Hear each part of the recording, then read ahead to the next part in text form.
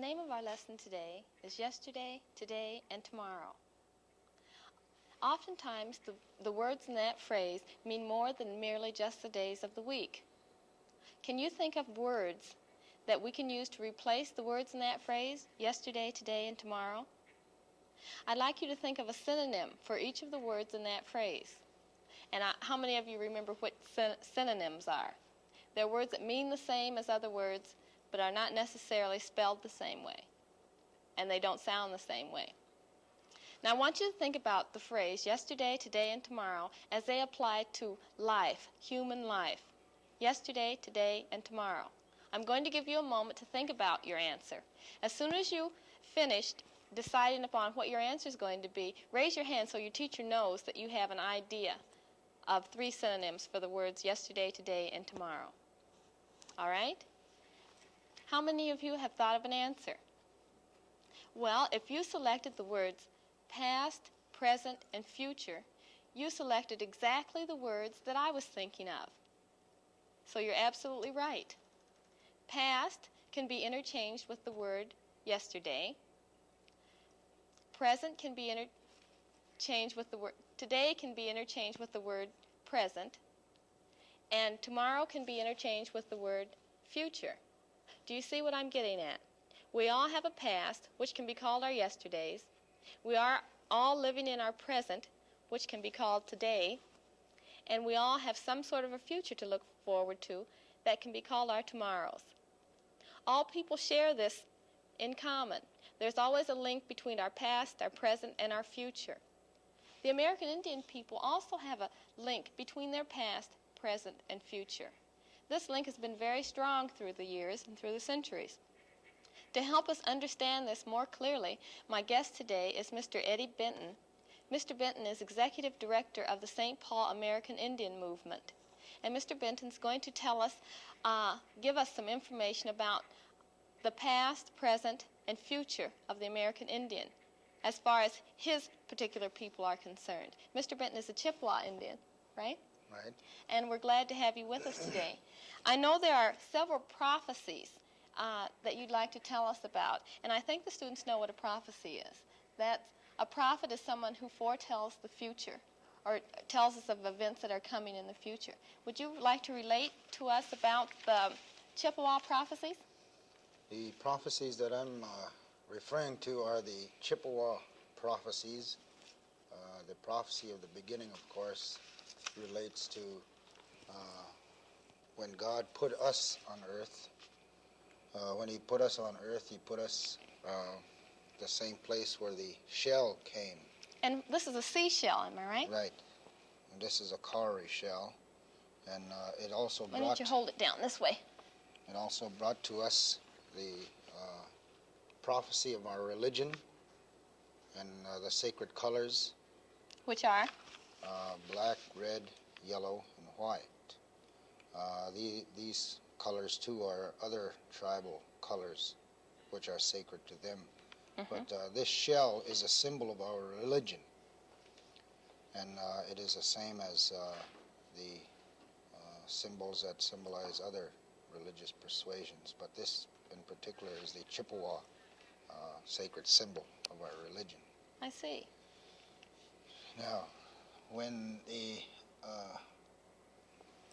prophecies were told, then there were 4 major prophecies that were given to the Chippewa people.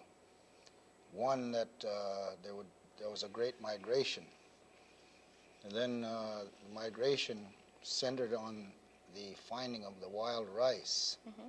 food standing in water, and of course this is the sacred food of the Chippewa people, of course. And it's gathered in the autumn time, and it's a time for very hard work, and a lot of fun, too, because the nation comes together at that time. All the people are involved in the wild ricing? All of the people. You see here the old men out in the water, as you will see young people out in the water. Mm-hmm. And they all share in the harvesting, as they share, of course, in the harvest that is being reaped. And in the past, they used this for food. In Am the I right? past, they used it for food. At the present, they are using it for food. You see, this water and this culture has never died. It's a very integral part of the Chippewa culture. Here you see the man shaking the rice out and spreading it, sorting it out on canvas so that it'll sun dry. Some of the moisture will then go out, and then the women will shake it up into the wind to take the loose grass and hulls from it. And here you see the ladies parching the wild rice. And this is how they roast the hulls so that they will then remove from the actual food or the actual grain of the wild rice. And here's the old method of thrashing the wild rice. After it had been parched, you'd place it in a container like this, and this is a dance of the wild rice. Now again, this process repeats itself, and this is a very good shot of my mother here. I forget the term, but it's they throw the grain up into the air, and the wind takes the light husks from it. And this is the finished product, and this is the beginning of the Thanksgiving for wild rice, of course. Now, the wild rice harvest, the prophet told the people that they would come to a land where there is food on the water, and this happened to be the wild rice, right? Right. Now, of course, I have to go back to the beginning again and the map. The Great Spirit put us, our emergence on land at the mouth of the St. Lawrence River. And the shell then told us about the Great Migration, of course. And the Great Migration took us from the mouth of the St. Lawrence River down about what is the tributaries of the St. Lawrence River. And all this time we were looking for the wild rice, or the food that grows on water, and of course did not find it until we got to this section of the country. Then here there are some people that split off south and went to the southern parts of the Great Lakes and came up this way. But our particular band skirted the north shore, went up across the isthmus here at Mackinac, and right in here is where they begin to find the wild rice, of course. And wild rice now grows in this territory here, northern Wisconsin, northern Michigan, and parts of Canada, of course. So that is the migration that was told, that was prophesied would happen. Now, can you tell us a little about the fourth prophecy? It's called the prophecy of the seven fires. The prophecy of the seven fires has to deal with ages and time. The seventh fire is supposed to be the fire wherein all men see the light of brotherhood and equality, where all hatred and bigotry is soon to be wiped from the earth. I see. And is it true that we're supposed to be in the seventh fire right now, in history, in time? I choose to believe that right now we are enjoying the seventh fire. And of course, then the seventh fire lights the everlasting fire of brotherhood, which is going to be the eighth fire. And that's when everybody would be at peace with everyone else. Right. The world will once again return to its natural state. That's something to look forward to, I think. Right. And I hope we make it soon, at least in my lifetime. Would you tell us a little about the things that are currently going on in the Indian community, in St. Paul as well as other parts of the country?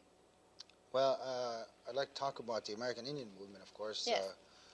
Just recently, the American Indian movement convened its first national convention, and that is the latest happening on the national scene with the Indian people.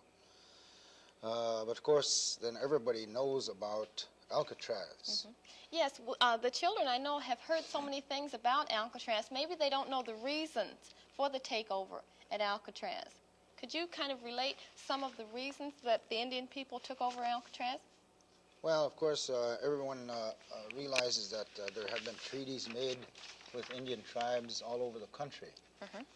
We talk about 389 treaties that were made in this country with individual tribes, and none of these treaties were ever lived up to in their entirety. One particular treaty that is interesting to read says that all government lands that are abandoned by the United States government revert back to the Indian people. Yes, that's the Sioux Treaty of 1868 says that all unused federal property shall revert to their original ownership. And that was the reason, primary reason, for the takeover of Alcatraz Island. They tried to get the deed to Alcatraz so that they could have an intercultural Indian center. Yes. And all Indian school, Indian health services, etc. Well, what is happening at Alcatraz now? I know the people have been evacuated. Well, they were evacuated physically by federal marshals and contingents of the Coast Guard and U.S. Navy. That was some time ago. That was last in July. Yes. What about here in Minnesota? Most recently here in Minnesota, of course, was last May when we of the American Indian Movement reoccupied the U.S. Naval Air Station. Yes. And there again we tried to get ownership of the land that was unused federal property. For what purpose? An all Indian school, health services, an intercultural center. I see. And housing, badly needed housing. Well, we know that in the Indian community, everybody has some specific role. I mean, that young people and old people and middle-aged people all come together and work as a team. They work together when they're doing their work, when they're socially, when they're playing, on all sorts of activities. And I know that we have a film that we'd like to share with the students today showing a powwow, a Chippewa powwow at Hayward, Wisconsin. Right. And I'd like you to describe it for us. Is this an annual happening? Yes, this is the annual gathering of the tribe's powwow. And here you see the people marching into the ring. And here you see all the colors displayed. We like to give honor to our country. And of course here you see all of the men in front. And they're all dressed in traditional garb. All in traditional costumes, right. And this is every 4th of July this happens at Hayward, Wisconsin. And people come from all different areas of the country to join this? Right. Where would you say the farthest place they come from is? One year we had a visitor return to his homeland from New Guinea, where he'd been living for... Oh, my goodness. He'd been living there for something like 3 or 4 years, 5 years perhaps. Well, no, longer than that. It was, he'd went there the first time, the Second World War, returned there to live after the war was over. Mm-hmm. Here we get a glimpse of some of the young people that are involved. Usually they have only older drummers at powwows. Is there a reason for this? Well, the older singers, of course, know more songs and are more proficient. It's just like musicians, you know. And the older ones know the newer songs. The younger ones, of course, are never turned away from the drum. They're always encouraged to participate, either as dancer or singer. This film was done at Hayward in 1963. There's one very small child there. And he has the traditional dress on, too.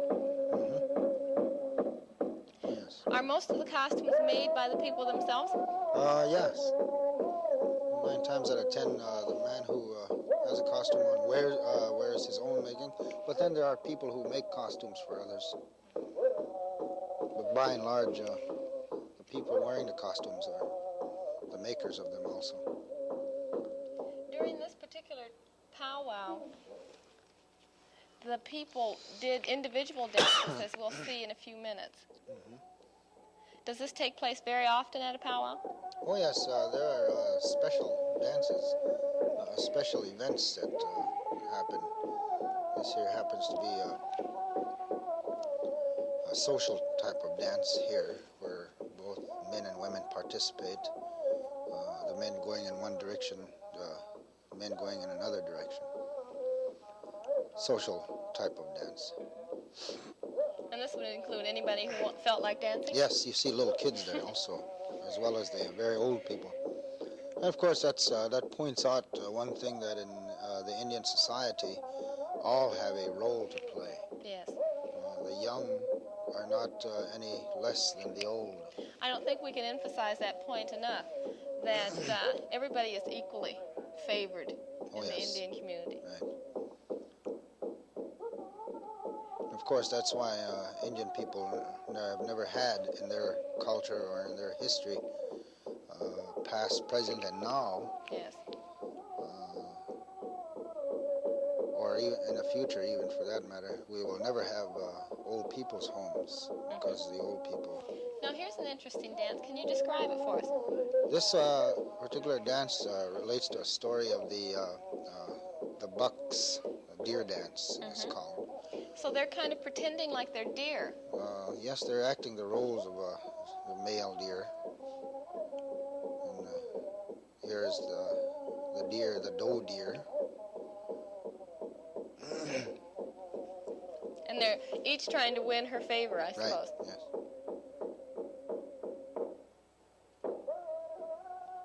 And whoever wins gets to go off with the doe. Of course.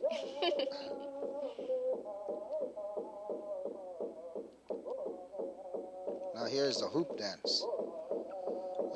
This dance was instituted for several reasons, primarily to develop agility, coordination, and coordination between the hand and the eye, coordination between the feet and the hands.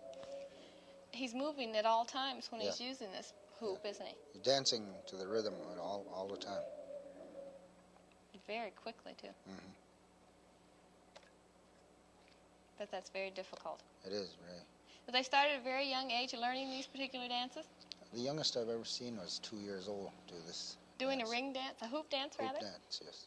Oh, I'd like to see Then, that. as they gain experience, they add hoops. There's a young boy in Twin City area now who does as high as 16 hoops. 16 hoops? Yes. All going all over his body there. Yes. And here we have the older men again playing the drums. And this is another young man doing the hoop dance. Hmm. Do they have any kind of competition, or is it just for social, for fun? There's no real hoop dance competition, but of course you can pick your favorites. I think everyone tries to excel somewhat, you know.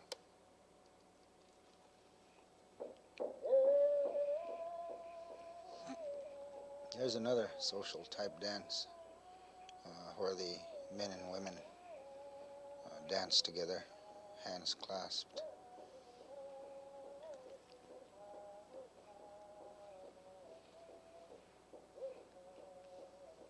This has been very interesting to see.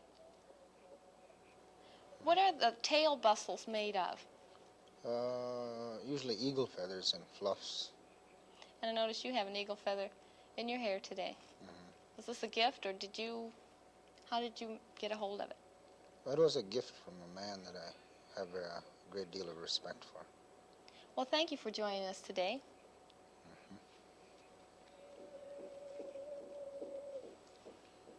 It's been so interesting finding out about the Chippewa Nation, its past, present, and hopeful future.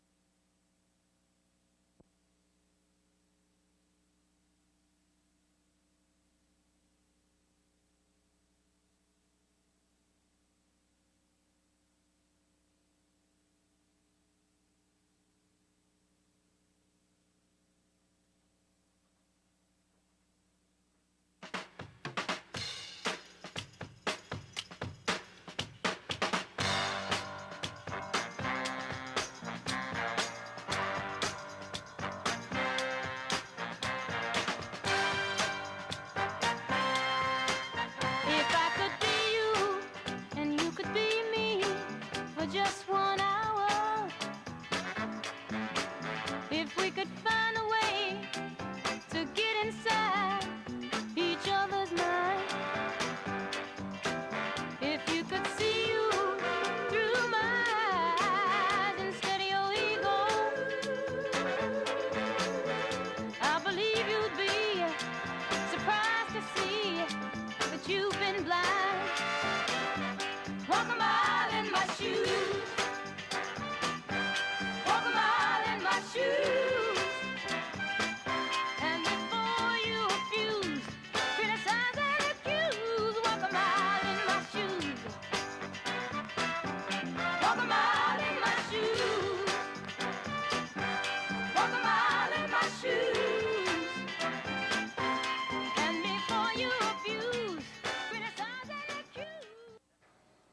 Just look at it.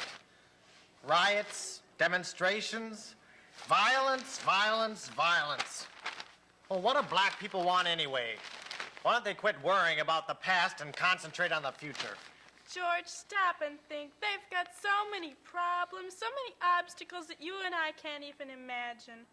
I understand that, dear. But if I'd been born black, well, I'd do more than sit around and, worry about myself and mope and feel sorry for myself. In fact, I'd pull myself up by my bootstraps, I would. I don't think you try very hard to understand them, George. Do you know what the girls and I decided at Bridge Club today? We're going to invite Joyce down the street to join us. She's black, you know. And that's another thing. You know, it's the color of their skin that gets them the jobs nowadays, and their position. Jeez, you know, they're not qualified. Then it just doesn't make any difference if they are qualified. It's the fact that they're black. But George, now look, our children go to school with other minority children, and they're no worse off for it. I'd like to see if you'd been born black. Now, there's a strange thought. To be born black. Oh, I'm tired. It's been a hard day.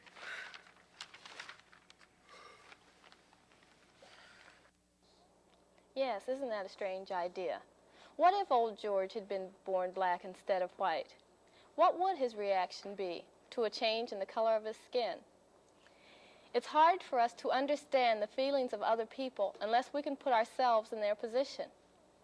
Let's think for a few minutes. If this pointer were a magic wand and you and I were magicians, we could change the color of old George's skin, couldn't we? Should we do that? All right.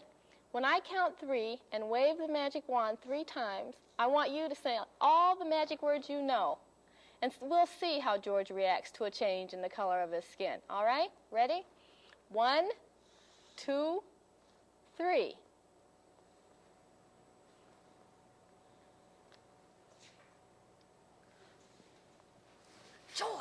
George, wake up, George.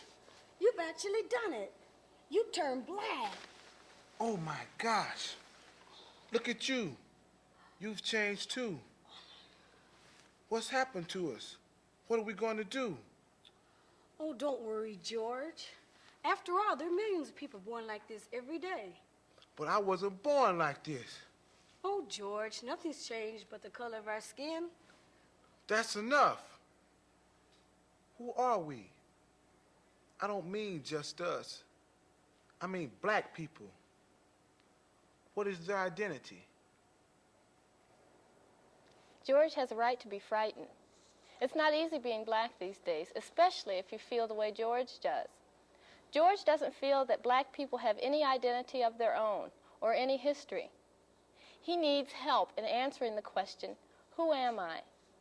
Perhaps we can do this by listening to some Afro-Americans and hearing what they have to say about this question, who am I?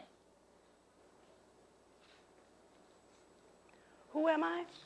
It's all so silly. If I told you, you'd laugh. If I told you my body contained spirit less than 20 years, but that I'm more ancient than age, you'd laugh. You'd laugh at a longing, distant as an African sunset in me, my pregnant craving for an unknown fruit. I'm tired, and I'm thirsting for an ancestral drink more ancient than age.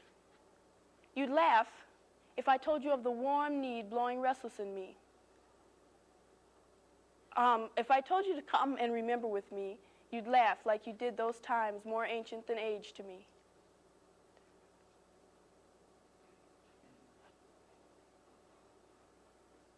Who am I? I am a hot iceberg. An iceberg one cannot retain or disdain. With all the half-submerged knowing grinnings, lusty leerings, and or jeerings that the name implies. I am a black hot iceberg, with bushy head hung down and lengthy legs sprawled over the easiest too dirty chair, and stubby fingernails thrown out in V for victory, and grubby fists thrust to the polluted air and cries to power to the people. Yes, I am a black hot iceberg, with King Kong comb rearing up out of my this is an afro hair. Yes, I am a black hot iceberg. Who is the black man? He is the champ. The champ is a beautiful black brother, is a dashing dark dueler, is a cool, cunning contender, is a proud, pretty poet, is a fine, fearless fighter, is a warm, wonderful warrior, is a man, is a man, is a man.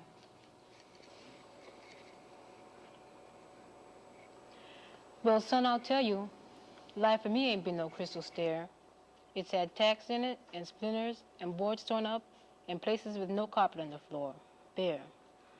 But all the time, I've been climbing on, and reaching landings, and turning corners, and sometimes going in the dark where there ain't been no light.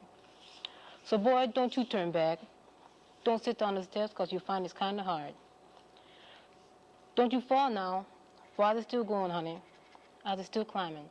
And life for me ain't been no crystal stair. I too sing America. I am the darker brother. They send me to eat in the kitchen when company comes, but I laugh, eat well, and grow strong. Tomorrow I'll sit at the table when company comes. Nobody'll dare say eat in the kitchen then. Besides, they'll see how beautiful I truly am and be ashamed. I too am America.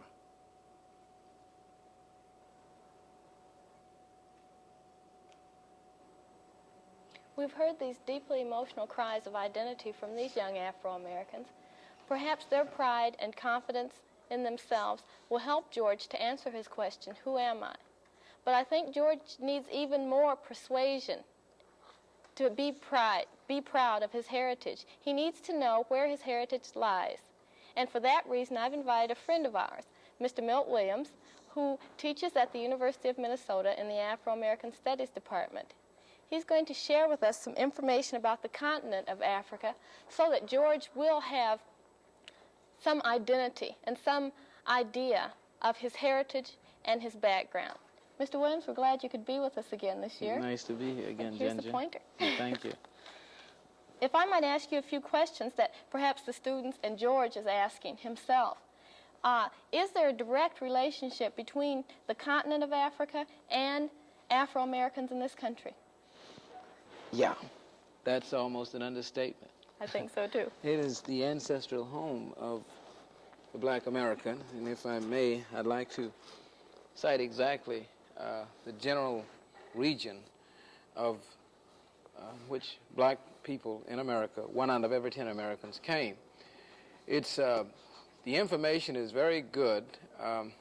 One of the interesting things about the black experience in this country in slavery, unlike systems of other slavery throughout the history of the world, as we know many other people were enslaved long before black people, it's because why we associate blackness with slavery is because it's been so recent in human history, happened in the last 400 years.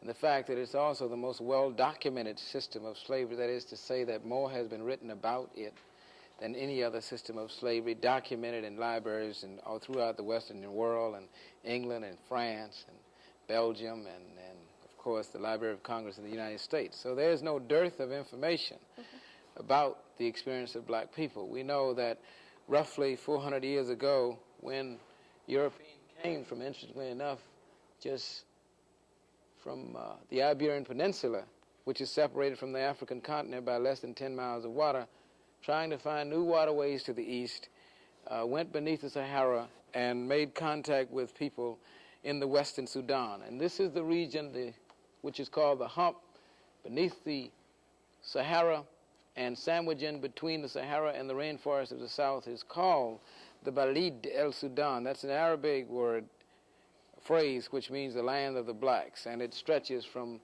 the west coast to the east coast about 3,000 miles. This is the general region where most black people in the United States of America came from.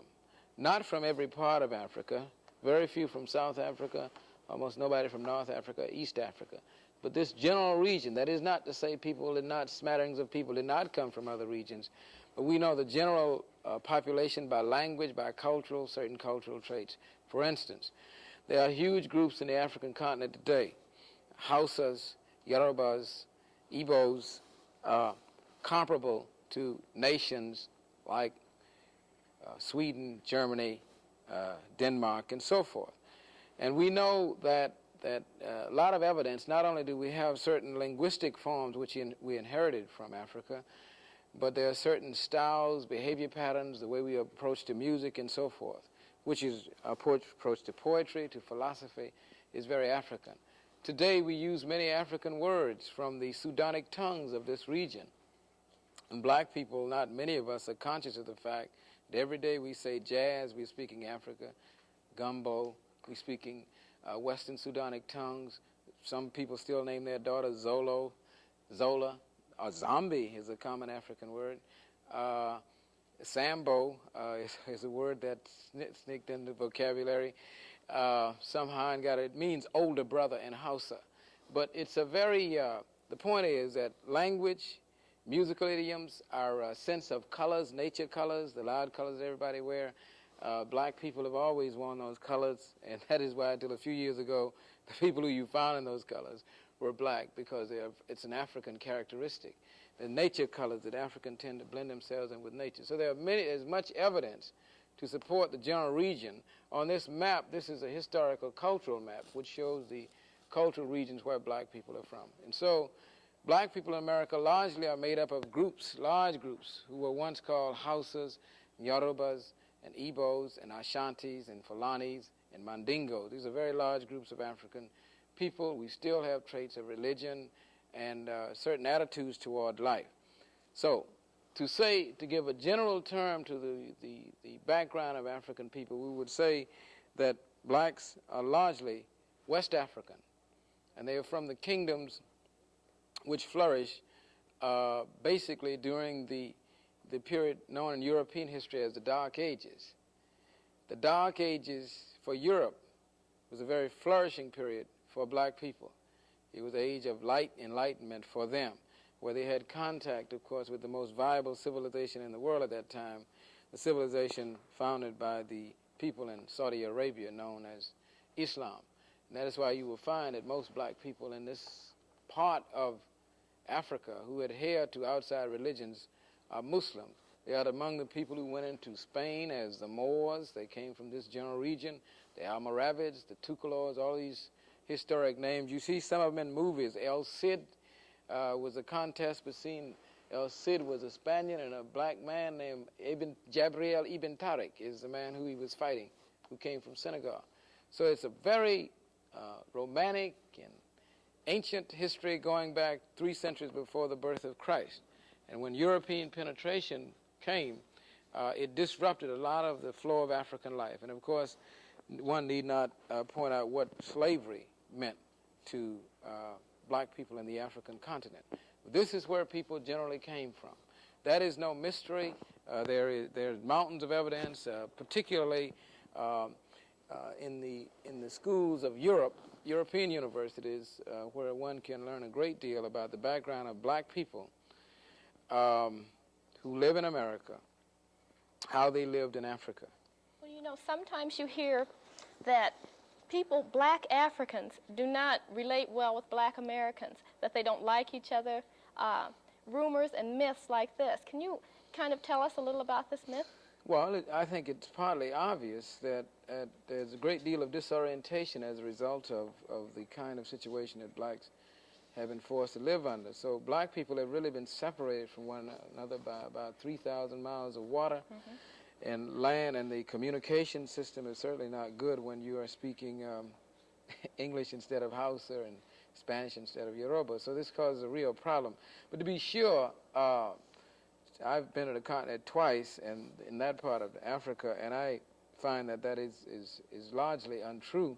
And I think that most African people, geographic Africans, that is, who come here and actually get to meet Afro-Americans, find that that's largely untrue. What generally happens when people don't have definitions for what they're about, somebody makes it up for them. And so, consequently, most people who say Africans don't like them have never really met an African. And the same is true of Africans on the other side of the Atlantic. My own impression of African people, I haven't seen the whole African continent, is they are generally communalistic and humanistic societies. And that is that I don't believe there are any more hospitable people on the face of the earth.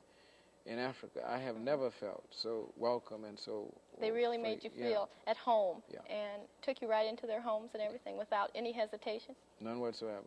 That's fascinating. It's against the culture for them to be inhospitable, that you must eat, you must have a drink, and so forth. And it's strange that as far away as Africa is, that kind of a custom comes across so greatly to you when right here in America things aren't as easy for black people and for other people who are not white. Yeah, well, that's another. Communalism is very strong among all African people. That is, they tend to develop sharing societies wherever they are. And this is why you see black people do certain things that other ethnic groups do not do. It is because the communal process is still at work. That is, you develop sharing societies and you develop certain attitudes in a Western sense that would be called humanism. Until a few years ago, I didn't know of any other community in America in which people referred to one another as brother and sister, not in political black power terms, just generally, non-authoritative. I don't know. One of the good things about being black these days is that communalism comes across real well when you're in a big mountainous place like the University of Minnesota, when you can see a person a mile and a half away. And know that's your brother. Yes. They respond good. It's very good. And minorities generally are not supposed to like one another in a culture like this. That's right. You completely contradict that. Well, it's really been interesting having you back again this year. I hope that you'll come back and share more information when we have more time. I'd like to get back to George to see how he feels now. We better turn him back white if you give me my magic wand. Okay. Okay. Here we go again. I'll wave the wand 2 or 3 times, and you say the magic words. All right? 1, 2, 3. Martha, wake up. I got to tell you about this dream I had. I had a strange dream too, George. I turned black. I actually did. Hey, and you know, I was wrong about those things I said about black people not having any identity and such. Well, they do. In fact, they've got a fascinating heritage. You know, and some future to look forward to.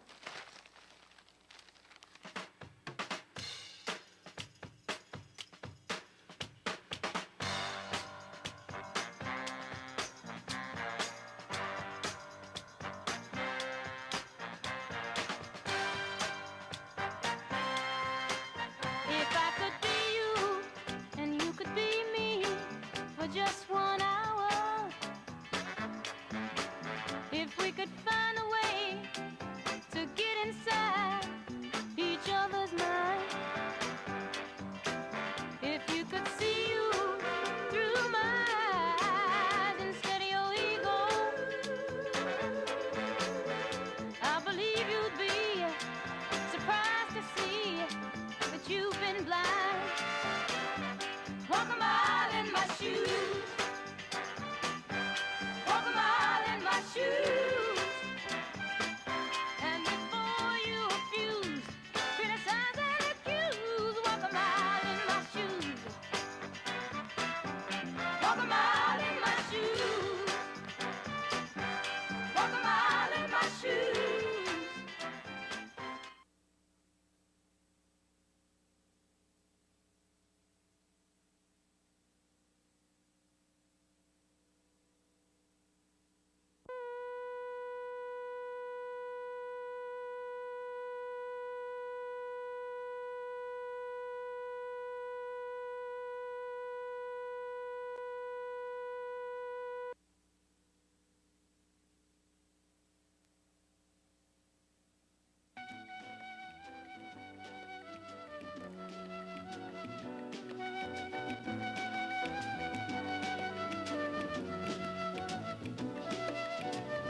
We the People, an intercultural education series, is coordinated by the St. Paul Public Schools and advisory councils of various cultures in our society.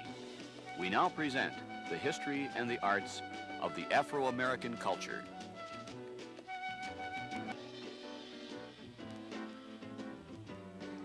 Won't you come with me? Won't you come with us today? We're about to take a field trip to the museum for the purpose of learning what we can about black theater.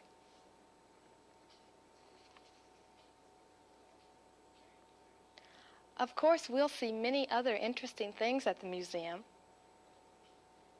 There are many exhibits and displays that will catch our eye.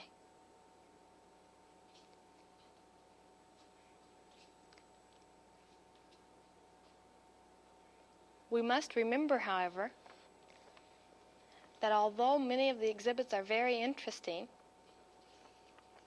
our main reason for coming to the museum today was to learn more about black theater.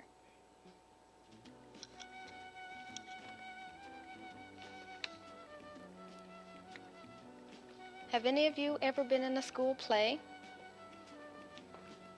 It's really a lot of fun to imagine that you are someone else, dressing the way they dress, and acting the way they would act, and also saying the things that they might say. These are the kinds of things that actors have to do all the time.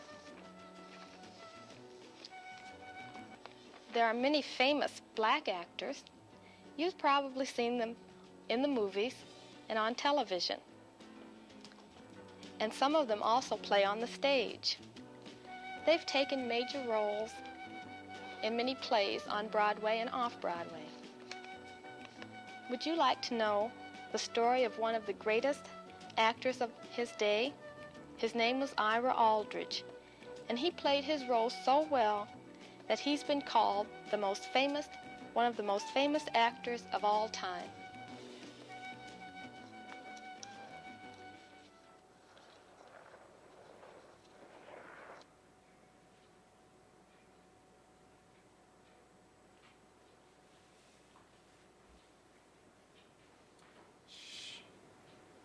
I'm just a statue. I won't hurt you. I'll tell you who I am. My name is Ira. Ira Aldridge. My father was the son of an African prince. He was a very proud and intelligent man. He came to America so that he could study and return to Africa to teach his people. And although he came to America when most black people were slaves, he was always a free man. I was born in New York. They tell me I was a bright child. And my father wanted me to have the best education he could afford. When I was a little boy, I used to work with a carpenter who made ships. And it was a lot of fun. Because I would stay after work, and when I was all alone, I would become the ship's captain. Sometimes I would be a pirate. My father sent me to elementary school and high school and later to college. I studied hard, but they wouldn't let me do the things I wanted to do. Often I wanted to take part in the school plays, but I was never chosen for any parts. My father realized that because I was black, there wouldn't be much opportunity for me to progress in this country. So he took me to England. While I was there, I entered the University of Glasgow in Scotland. I won many honors at the university. During my college days, I enjoyed acting more than anything else. I took part in a lot of the plays that they gave at the university. And one day, sitting in the audience was a famous actor. His name was Edmund Kean. And he came backstage after the show, and he said to me, he said, Ira, you are a great actor. That's what he said. And you know, he asked me to be in a show with him. Mr. Kean and I acted in one of Shakespeare's most famous plays, Othello. One night, while while I was playing Othello.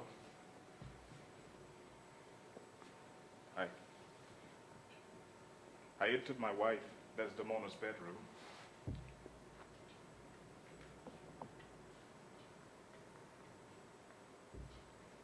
And I stood over her, looking down at her where she slept.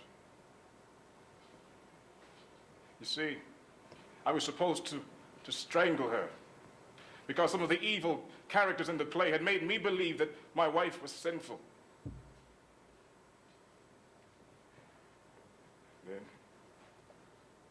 I spoke.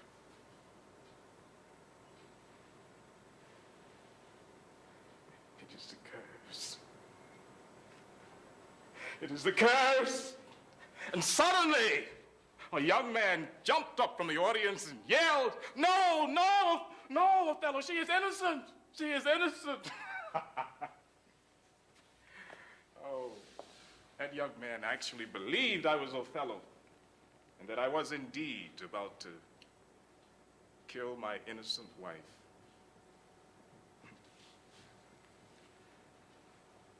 I traveled all over Europe. Kings and queens gave me banquets.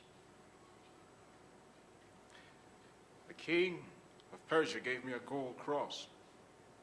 The emperor of Austria gave me the Grand Cross. And the city of Bern gave me the Maltese Cross with the Medal of Merit.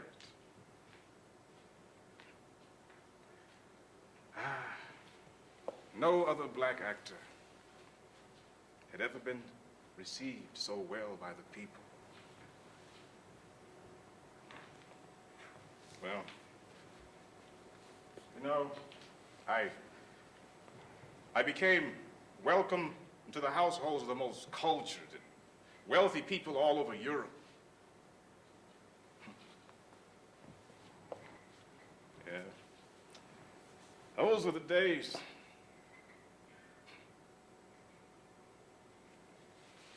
You know, my father told me something. He told me never to forget my roots. And I never did. Although I became rich and famous, I tried to never lose interest in helping other people develop their acting talents and abilities. My father told me that.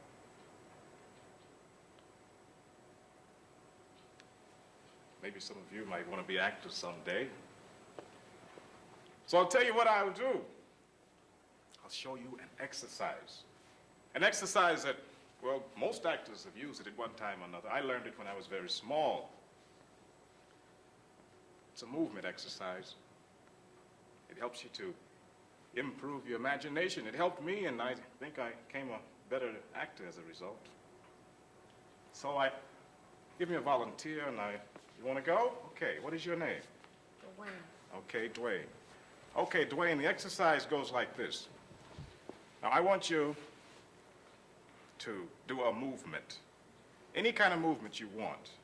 I want it to, you can move your arms or your legs or your head or whatever. The name of the exercise is the machine. So I want you, all of you, to make a machine. So, okay, Dwayne, I want you to move right out just a little bit here. And I want you to start a movement. That's good. Okay, that's good. It's better. Okay, who's next? Okay, now I want you to do any kind of movement you want to do, but I want you to relate to him and try to make it as interesting as you can. Okay, you ready? Anything you want to do. You sure that's what you want to do? Okay, good. Okay, the next person. You're next? Okay, good. I want you to fit into the machine some kind of way, and I want you to become a part of this machine, okay? Any kind of movement you want to do, except it can't be like this, all right? Okay, that's good. Now give me the next person. All right, you're next. Okay, what is your name? Okay. All right, now I want you to move into the machine, and don't be afraid to move in there. Just go ahead and move in and Take your little space if you have to do whatever you want to do. Let me see what we have here. Oh, that's good. That's good. Now we got to get a little bit more togetherness on this thing. You kind of spread out a little too much. So when I want you to really get in there and try to relate to the rest of them. Any kind of way you want. You might want to come down front. Why don't you come down front and relate to them? And so you can turn around. It's all right. It's okay. Anything you want to do. Now, do a movement to relate to them. Anything. That's good. That's good. Okay, now, you're going to have to complete the machine, so I want you to do something very interesting, okay? Okay, now I want you to walk around to the other side and relate somehow. Get in close. Don't be afraid to get in close. And kind of face in this way. Face me. Can you do it this way? Okay, is the machine having a little trouble there? Needs a little oil? Okay, now, I want every one of you now to, the first person, keep doing your movements. And the first person, I want to make a sound. Make it loud so we can hear it. Any kind of sound you want to do. Okay? Start your sound. Good. Good. A little louder. Okay, now the second person, come in with any kind of sound you want now. Good. Good. Keep it up. Good. Okay, the third person. Where's the third person? Very good. Very good. Now the fourth person. Okay, I can't hear you. Come on. Come on, I can't hear you. Okay, now. Very good. Keep it going now. Keep the machine going. Keep it going. Make it seem like it's going someplace. Okay, now I want you to speed up the machine. You're a little late, so speed up the machine a little bit. Speed it up. Machine's getting tired, so it's slowing down just a little bit. Slowing down to slow motion. The machine is getting tired. The machine is stopping. That's very good. I think you should give yourself a hand. Applaud yourself. You don't want to applaud yourself? You weren't that good. Okay, we'll do another exercise. Okay. I tell you, sit down. Actors sometimes have to do other kinds of exercises in building a character or creating a character. One of the exercises they do is called the animal study. Okay, now I want one of you to think about your favorite animal and to come out here, and I want you to be that animal, to do what that animal would do. You remember. Just think about your favorite animal. Who's ready? Who is ready? Are you ready? Good. Okay, what do you want to do? What's your favorite animal? A dog. A dog? You want to do a dog? Do I have to get on my knees on that? Well, I mean, what would a dog do? Get on my knees. Okay, well, I'll write a note to your mother explaining it, okay? Okay. All right. Okay, now, you are a dog. Okay, here's a dog. It's all yours, dog. Okay, now the dog sees another dog. See the dog? It's a dog that you don't like. You hate him. What are you going to do?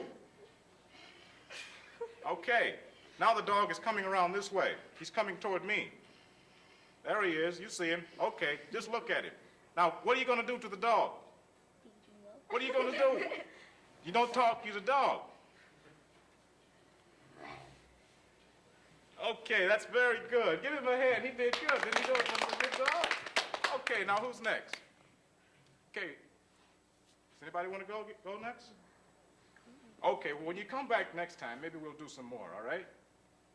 Okay? Okay, we'll do it another time. Here's your teacher coming.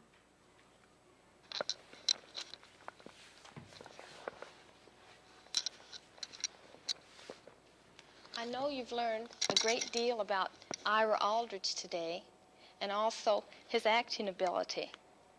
So I brought along our Profiles album, and in it I have inserted a picture of Mr. Aldridge.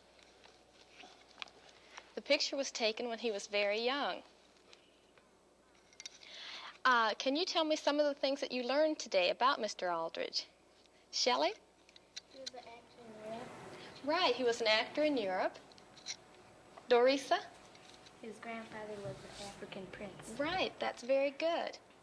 I have a poem I'd like to read you about Mr. Aldridge. The poem was written by Eloise Culver, and it's entitled Ira Aldridge. My son, said father, you are young. Your life's ahead, your song unsung. Our people live in fear and strife.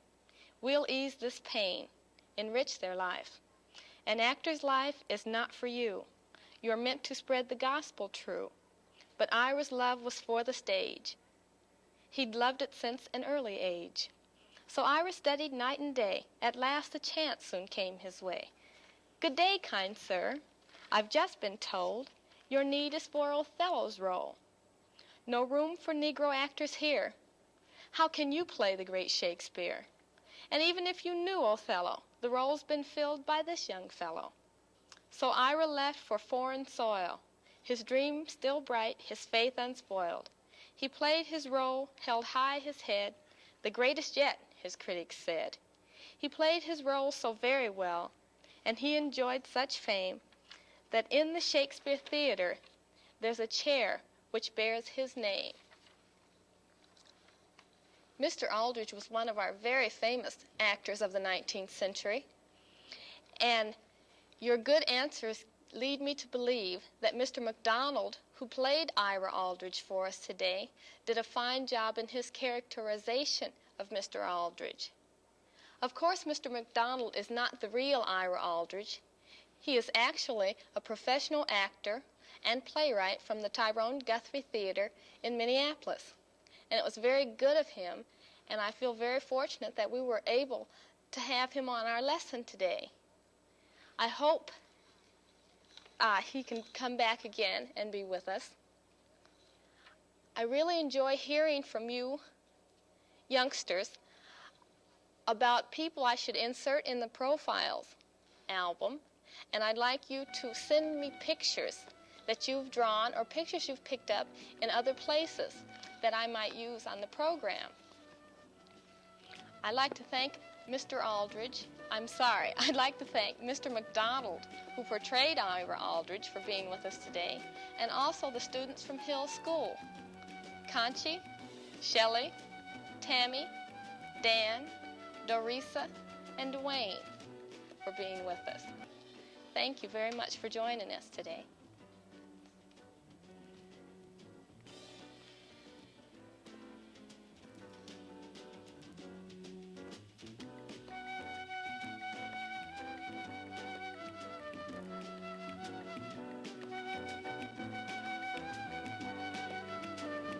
Our teacher today was Miss Jennifer Miller. The Afro-American Culture Series is produced by the St. Paul Public Schools Educational Television Department. KTCA TV Director is Bruce Baird.